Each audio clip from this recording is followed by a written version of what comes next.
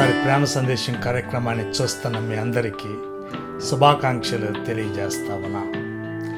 ఈరోజు కొద్దిసేపు దేవుడు నిజంగా ఉన్నాడా అన్న అంశాన్ని మనం చూద్దాం.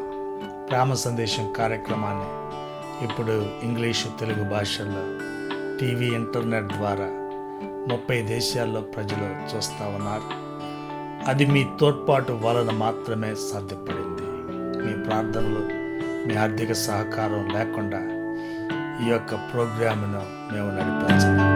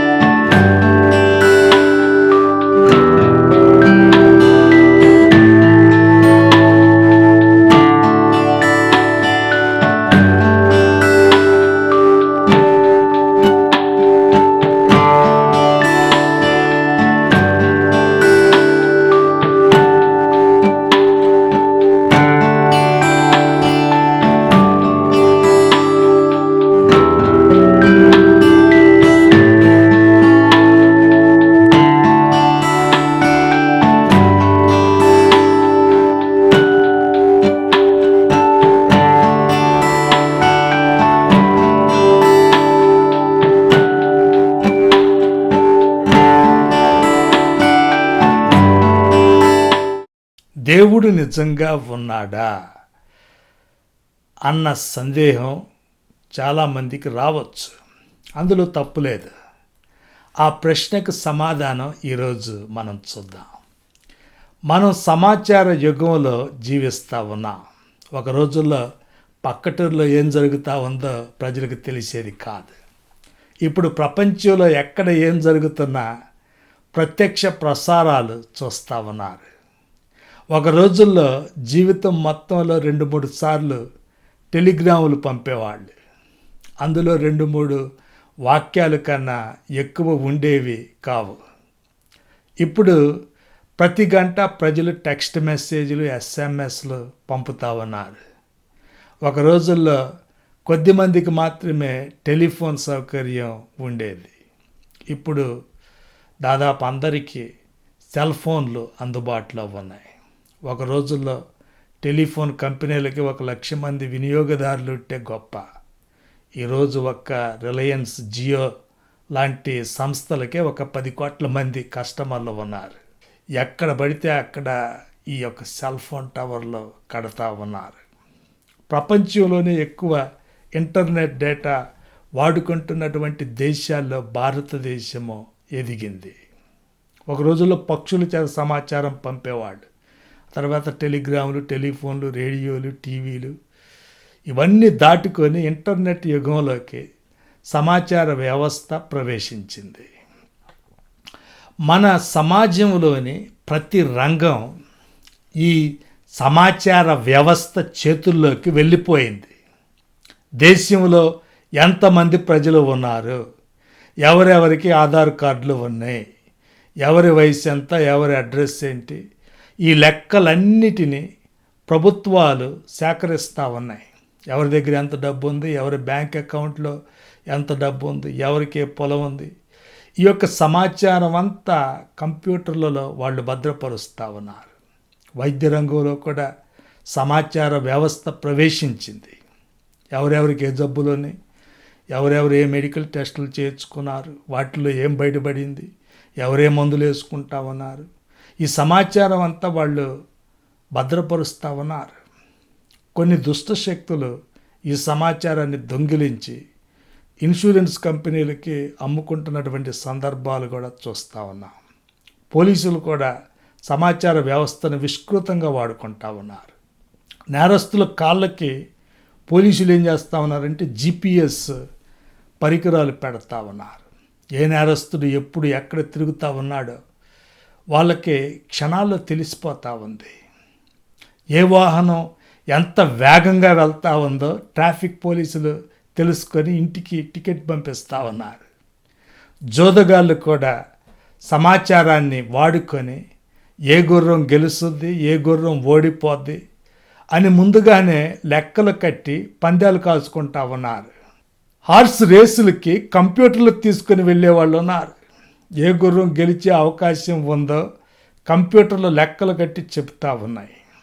అదేవిధంగా స్టాక్ మార్కెట్, ఏ స్టాక్ మార్కెట్ ఎంత పెరిగింది, ఎంత తగ్గింది అన్న సమాచారం ప్రతి సెకను సేకరించే వాళ్ళు ఉన్నారు.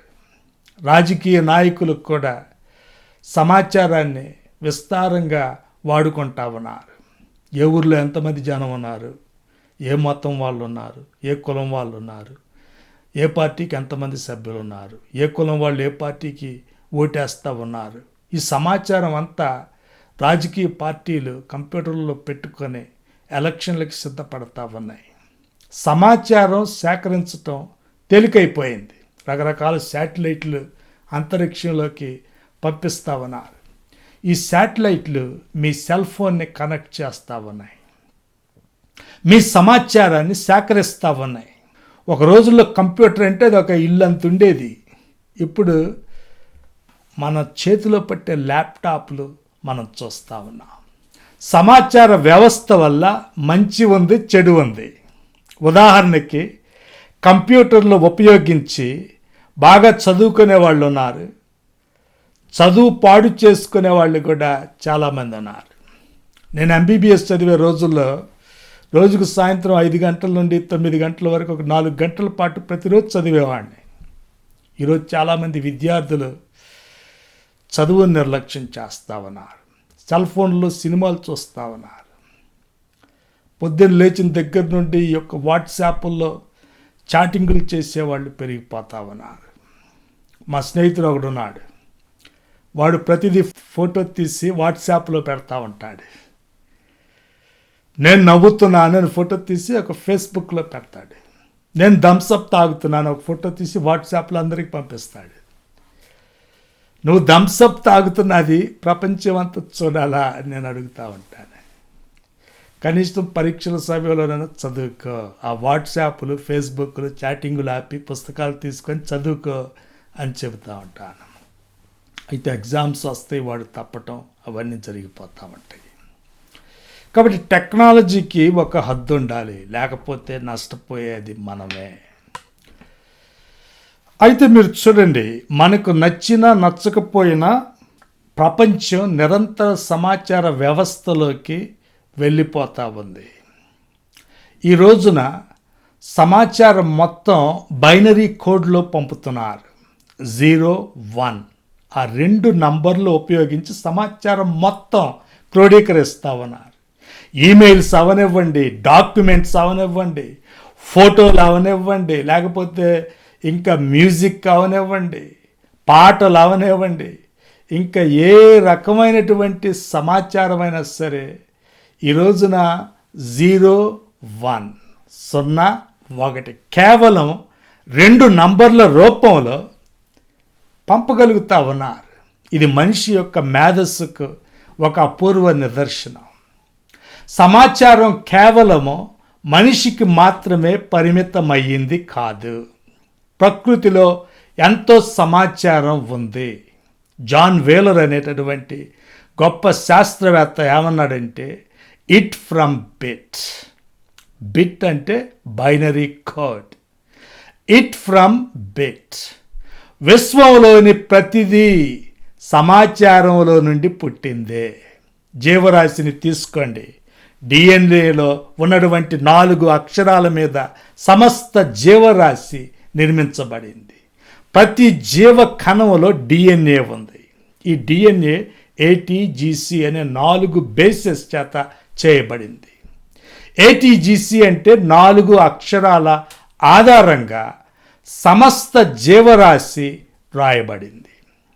ఆ సమాచారం ఆధారంగా డిఎన్ఏ ప్రోటీన్లను ఉత్పత్తి చేయగలుగుతూ ఉంది.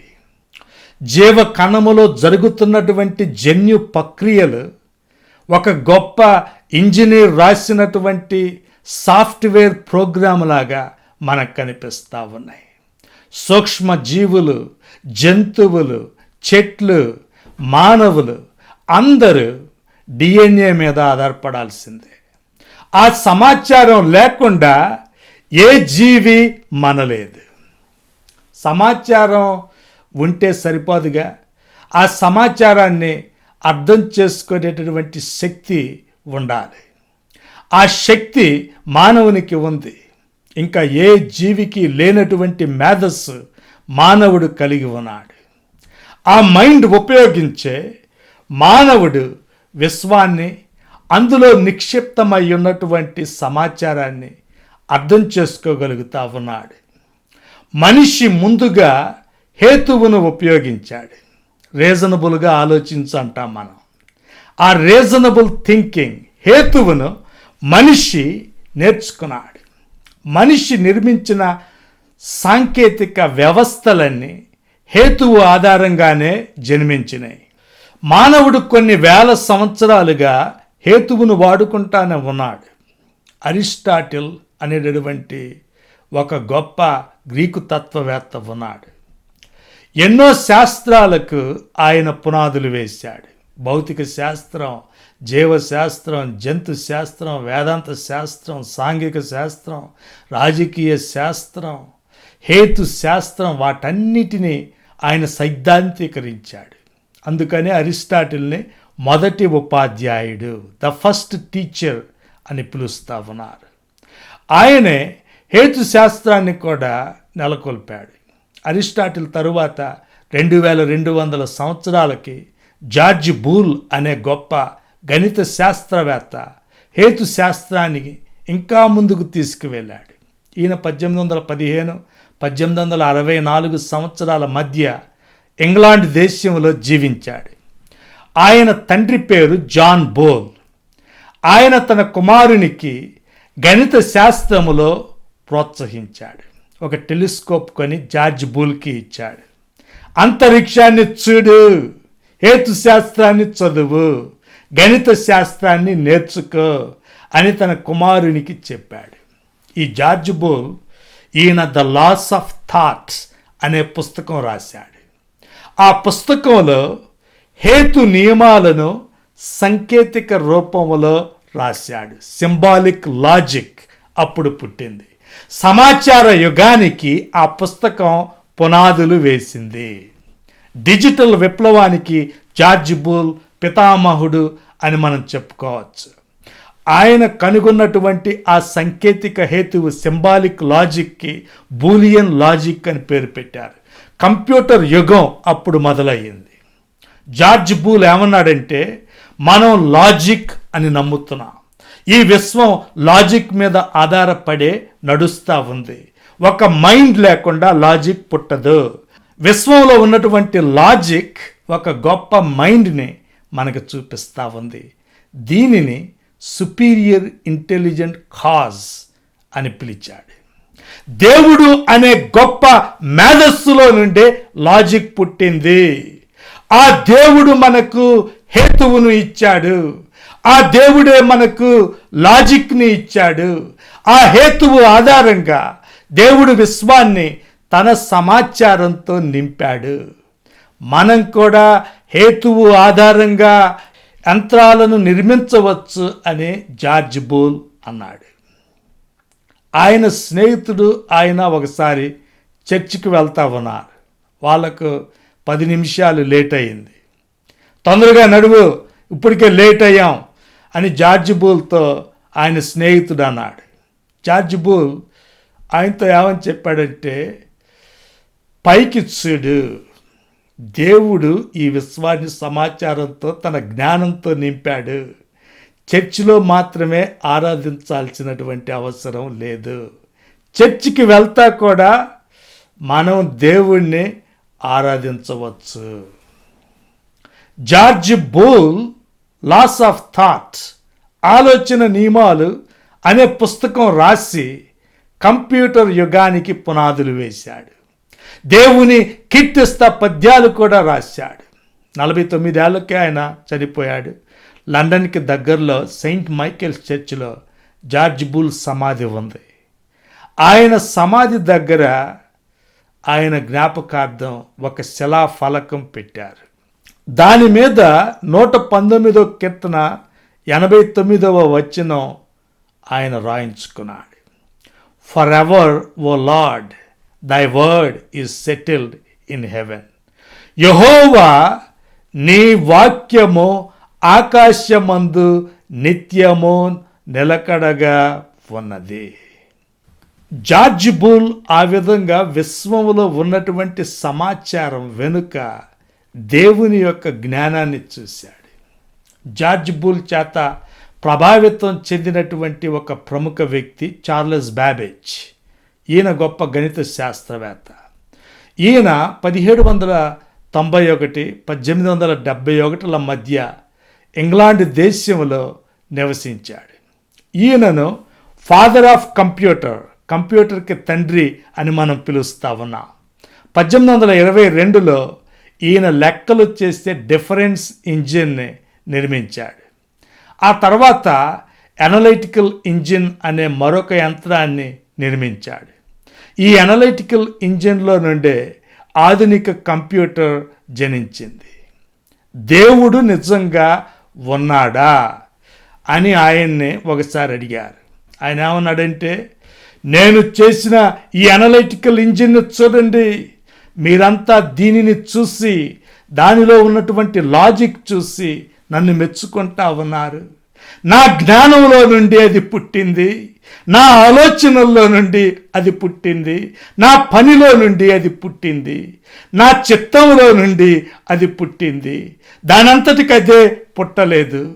ఈ విశ్వం కూడా అలాంటి యంత్రం లాంటిదే. విశ్వంలో గొప్ప జ్ఞానం, గొప్ప పనితనం, గొప్ప సమాచారం, గొప్ప మేధస్సు మనకు కనిపిస్తూ ఉన్నాయి.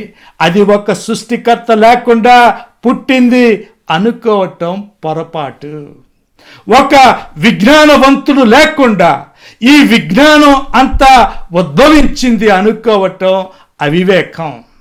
దేవుడు లేకుండా విశ్వం జనించింది అనుకోవటం హేతువుకు విరుద్ధం అని అన్నాడు.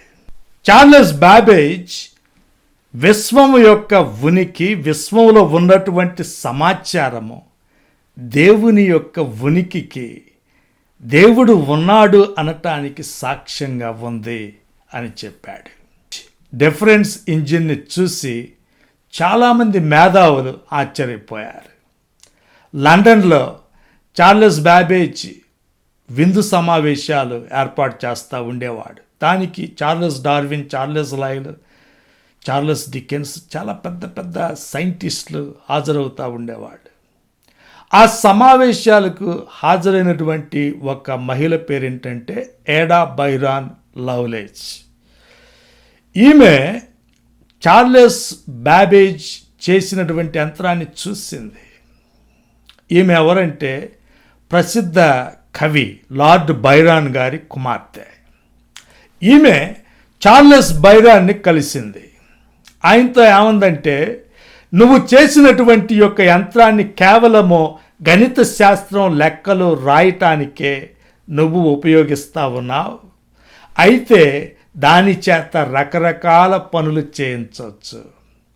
మనం ప్రోగ్రాం రాస్తే ఆ ప్రోగ్రాం ప్రకారము ఈ యంత్రం వివిధ రకాలైనటువంటి పనులు చేసి పెట్టుద్ది అంది. ఆమె యొక్క ఆలోచన విని చార్లెస్ బాబేజ్ ఆశ్చర్యపోయాడు. సరే, ప్రోగ్రాం రాయమ్మా అని ఆమెతో చెప్పాడు. ఏడా లవ్లేజ్ అప్పుడు ఒక కంప్యూటర్ ప్రోగ్రాం రాసింది. 160 సంవత్సరాల క్రితమే రాబోయే కంప్యూటర్ విప్లవాన్ని, సమాచార విప్లవాన్ని ఆమె ఊహించింది. తనను తాను గాడ్స్ ప్రాఫెట్, నేను దేవుని ప్రవక్తిని అని చెప్పుకుంది.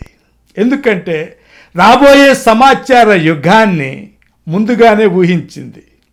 కంప్యూటర్ సాఫ్ట్వేర్ రాసినటువంటి మొదటి వ్యక్తిగా ప్రపంచ చరిత్రలో ఆమె నిలిచిపోయింది. చార్లెస్ బాబేజ్ కనిపెట్టలేంది ఆమె కనిపెట్టింది. చార్లెస్ బాబేజ్ నేను ఒక లెక్కల యంత్రం కనుగొన్నాను అని అందరికీ చూపిస్తా ఉన్నాడు. ఆమె ఏమందంటే, నీ యంత్రం చేత లెక్కలు మాత్రమే కాదు ఇంకా చాలా పనులు చేయించవచ్చు. సాఫ్ట్వేర్ కీలకం అంది. సరైన సాఫ్ట్వేర్ రాస్తే కంప్యూటర్ చేత చాలా పనులు చేయించవచ్చు అని చెప్పింది. ఏడా లవ్లేజ్ ఏమందంటే, దేవుడు విశ్వంలోని ప్రతి దానిని గణిత శాస్త్రములో రాశాడు. Math is spiritual.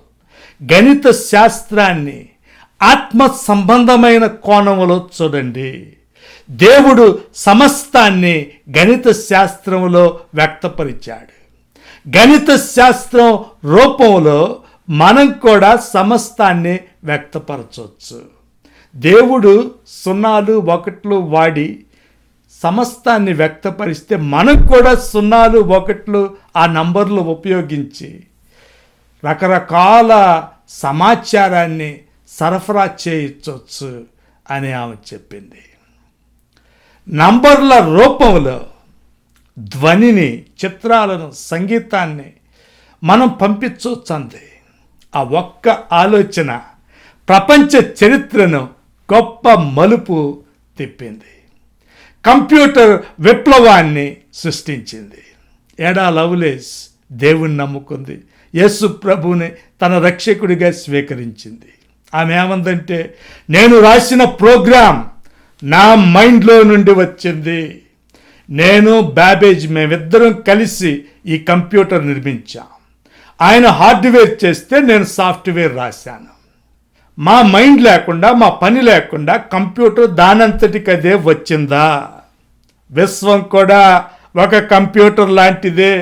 Hardware, software 2 విశ్వంలో మనకు కనిపిస్తూ ఉన్నాయి. ఈ విశ్వ నిర్మాణము దేవుని చేతి పని అని చెప్పింది. బ్యాబేజ్కి రాసినటువంటి ఒక ఉత్తరంలో ఆమె ఏమని రాసిందంటే, my own uncompromising principle is to endeavour to love truth and God before fame and glory. నా కీర్తి ప్రతిష్టలు ముఖ్యం కాదు, సత్యాన్ని ప్రేమించాలి, దేవుని ప్రేమించాలి. అదే నా జీవితం యొక్క ముఖ్య లక్ష్యం. దేవుని మీద ప్రేమతోనే కంప్యూటర్ రంగంలోకి వచ్చాను అని చెప్పుకుంది. కంప్యూటర్ విప్లవానికి, సమాచార యుగానికి పితామహులైనటువంటి 3 వ్యక్తుల్ని మనం చూసాం. జార్జ్ బోల్, చార్లెస్ బ్యాబేజ్, ఎడా లవ్లేస్. జార్జ్ బోల్ హేతువుకు ఒక సాంకేతిక రూపం ఇచ్చాడు. చార్లెస్ బ్యాబేజ్ మొదటి కంప్యూటర్ని నిర్మించాడు. ఆ తర్వాత ఎడా లవ్లేస్ మొదటి కంప్యూటర్ ప్రోగ్రామ్, సాఫ్ట్వేర్ రాసింది. ఈ 3 యొక్క కృషి, ఆలోచనల వల్లనే కంప్యూటర్ సృష్టించబడింది. జార్జ్ బూల్ యొక్క హేతువు, చార్లెస్ బ్యాబేజ్ యొక్క హార్డ్వేర్, ఎడా లవ్లేస్ యొక్క సాఫ్ట్వేర్, ఈ 3 యొక్క మిశ్రమమే కంప్యూటర్. ఈ 3 ఏమన్నారంటే, ఈ విశ్వము ఒక గొప్ప సమాచార వ్యవస్థ. ఒక మైండ్ లేకుండా సమాచారం రాదు. విశ్వంలోని సమాచారము దేవుని యొక్క మేధస్సుకు, ఉనికికి సాక్ష్యం అని వాళ్ళు చెప్పారు. 3 యేసు ప్రభువును నమ్ముకున్నారు. దేవుడు నిజంగా ఉన్నాడా? ఆ ప్రశ్నకు సమాధానం చెప్పటం సులువే. ఈ రోజున నాస్తికులు గుడ్డిగా వాదిస్తూ ఉన్నారు. విశ్వంలో ఉన్నటువంటి సమాచారము దానంతటికి అదే పుట్టింది. ఒక గొప్ప మైండ్ లేకుండానే ఈ సమాచార వ్యవస్థ పుట్టింది అని నాస్తికులు వాదిస్తూ ఉన్నారు. అయితే వారి యొక్క వాదన రీజనబుల్గా లేదు. వారి నమ్మకాలు హేతువుకు విరుద్ధంగా ఉన్నాయి. ఏ వస్తువు దానంతటికి అదే పుట్టదు. విశ్వం కూడా దానంతటికి అదే జన్మించలేదు. ఒక కంప్యూటర్ దానంతటికి అదే పుట్టుద్దా? బిల్ గేట్స్ లేకుండా పర్సనల్ కంప్యూటర్ పుట్టిందా? స్టీవ్ జాబ్స్ లేకుండా యాపిల్ కంప్యూటర్ పుట్టిందా? విశ్వం ఒక కంప్యూటర్ అయితే దేవుడు అనే ఒక గొప్ప జ్ఞాని లేకుండా, దేవుడు అనే ఒక గొప్ప ఇంజనీర్ లేకుండా, దేవుడు అనే ఒక గొప్ప ప్రోగ్రామర్ లేకుండా అది పుట్టలేదు. ఈ రోజున సైంటిస్టులు విశ్వంలో ప్రతి దానిలో సమాచారం ఉంది అంటా ఉన్నారు. జాన్ వేలర్ అనే శాస్త్రవేత్త, ఇంతకుముందు నేను చెప్పాను, ఇట్ ఫ్రమ్ బిట్ అన్నాడు. ఇట్ ఫ్రమ్ బిట్స్ అంటే విశ్వంలో ఉన్నటువంటి ప్రతిదీ సమాచార వ్యవస్థే అన్నాడు. ఆయన కింద డాక్టరేట్ చేసినటువంటి సైంటిస్ట్ ఒక ఆయన ఉన్నాడు. ఆయన పేరు జేకబ్ బెకన్స్టైన్. విశ్వం ఒక సమాచార వ్యవస్థ అయితే బ్లాక్ హోల్స్లో ఏ సమాచారం ఉంది అన్న సందేహం ఆయనకు కలిగింది. యెరూషలేములో ఉన్నటువంటి హీబ్రూ యూనివర్సిటీలో ప్రొఫెసర్గా ఆయన పనిచేసేవాడు. జాకబ్ బెకన్స్టైన్ బ్లాక్ హోల్స్ని అధ్యయనం చేశాడు. బ్లాక్ హోల్స్ అంటే నక్షత్రాలు లాంటివి మరణించిన తర్వాత ఏర్పడే శూన్య ప్రదేశాలు. వాటిలో గ్రావిటీ చాలా బలంగా ఉంటుంది. ఎంత బలంగా ఉంటుందంటే కాంతి కూడా ఈ యొక్క బ్లాక్ హోల్స్ని తప్పించుకొని బయటికి వెళ్ళలేదు. ఒక బ్లాక్ హోల్స్ చుట్టూ ఉండే పరిధిని ఈవెంట్ హొరైజాన్ అని పిలుస్తారు. జాకబ్ బెకన్స్టైన్ స్టీఫెన్ హాకింగ్తో కలిసి బ్లాక్ హోల్స్ మీద గొప్ప పరిశోధనలు చేశాడు. ఒక బ్లాక్ హోల్లో ఉండే సమాచారము దాని యొక్క ఈవెంట్ హొరైజాన్ వైశాల్యం మీద ఆధారపడి ఉంటుంది అని ఆయన కనుగొన్నాడు. బ్లాక్ హోల్స్ అంటే అవి ఎందుకు పనికి రాకుండా పడి ఉన్న ప్రదేశాలు అనుకోవద్దు. వాటిలో ఎంతో సమాచారం ఉంది. ఈ సమాచారం ఎలా సృష్టించబడింది అని ఆయన ప్రశ్నించాడు. ఆయన ఒకసారి ఏమన్నాడంటే, I look at the world as a product of God. He set very specific laws and we delight in discovering them through scientific work. ఈ విశ్వం దేవుని యొక్క సృష్టిలోని దేవుని జ్ఞానాన్ని తెలుసుకోవటమే ఒక సైంటిస్ట్గా నాకు ఆనందం కలిగించే పని అన్నాడు. కాబట్టి ఈ విశ్వం ఒక గొప్ప సమాచార వ్యవస్థ. అది ఒక పెద్ద కంప్యూటర్ లాంటిది. ఒక సృష్టికర్త లేకుండా కంప్యూటర్ పుట్టదు. సృష్టికర్త అయిన దేవుడు లేకుండా ఈ విశ్వం అనే కంప్యూటర్ పుట్టదు. దేవుడు ఉన్నాడు అనటానికి ఈ విశ్వం, దానిలోని సమాచారమే గొప్ప సాక్ష్యం. సమాచారానికి ఆద్యుడు దేవుడే. యోహాను సువార్త 1వ అధ్యాయం ప్రారంభంలోనే మనం చదువుతాం. ఆదియందు వాక్యం ఉండెను, వాక్యము దేవుని యొద్ద ఉండెను, వాక్యము దేవుడై ఉండెను. In the beginning was the word and the word was with God and the word was God. ఆదియందు వాక్యం ఉండెను, ఆదియందు సమాచారము ఉంది. దేవుని సమాచారము యేసు క్రీస్తునందు మనకు లభించింది. 14వ వచనంలో మనం చూస్తాం. ఆ వాక్యము శరీరధారి అయి కృపాసత్య సంపూర్ణుడిగా మన మధ్య నివసించెను. And the word was made flesh and dwelt among us, full of grace and truth. దేవుని సమాచారము యొక్క పరిపూర్ణ స్వరూపము యేసుక్రీస్తే. ఆయన దేవుని సమాచారాన్ని మన యొద్దకు తీసుకువచ్చాడు. ఆ వాక్యము శరీరధారి అయి కృపాసత్య సంపూర్ణుడిగా మన మధ్య నివసించెను. ఆదియందు సమాచారం ఉంది. ఆ సమాచారమే యేసుక్రీస్తు మనకు ప్రత్యక్షమయ్యాడు. దేవుని నియమాలు ఆయన మనకు బోధించాడు. మన పాపాల కోసం సిలువ వేయబడ్డాడు, సమాధి చేయబడ్డాడు, 3వ దినాన సమాధి నుండి తిరిగి లేచాడు. మనకు పాప క్షమాపణ, దేవుని నిరీక్షణ అనుగ్రహించాడు. ఆ రక్షకుడిని మీరు తెలుసుకోవాలన్నదే నేడు మా యొక్క ప్రేమ సందేశం. మహాప్రేమ కలిగిన పరలోకపు తండ్రి, కృప కలిగిన మా రక్షక, మరోసారి నీకు వందనములు స్తుతులు చెల్లిస్తూ ఉన్నాము. ఈ రోజున ముఖ్యముగా మా యొక్క వీక్షకుల్లో ఎవరైతే అనారోగ్యంతో బాధపడుతూ ఉన్నారో వారిని ప్రత్యేకంగా మేము జ్ఞాపకం చేసుకొనుచున్నాము. మీ యొక్క సన్నిధిని వారికి మీరు అనుగ్రహించి, వారి యొక్క బాధలో వారిని మీరు ఆదరించి వారిని స్వస్థపరచవలసిందిగా ప్రార్థన చేస్తూ ఉన్నాం. అదేవిధంగా ఇతరత్ర సమస్యలు, ఆర్థిక సమస్యలు, ఉద్యోగ సమస్యలు, విద్యా సమస్యలు మొదలగు వాటితో బాధపడుతూ శాంతి లేకుండా ఉన్నటువంటి వారిని మేము ప్రత్యేకముగా నీ యొక్క సన్నిధిలో వారి పక్షమున వేడుకొనుచూ ఉన్నాము. వారికి మీ యొక్క బలమైన హస్తమును అందించి వారికి సహాయం చేయవలసిందిగా ప్రార్థన చేస్తూ ప్రభు అయిన యేసుక్రీస్తు నామములో ఈ విన్నపములు అడిగి వేడుకొనుచున్నాము తండ్రి. ఆమెన్.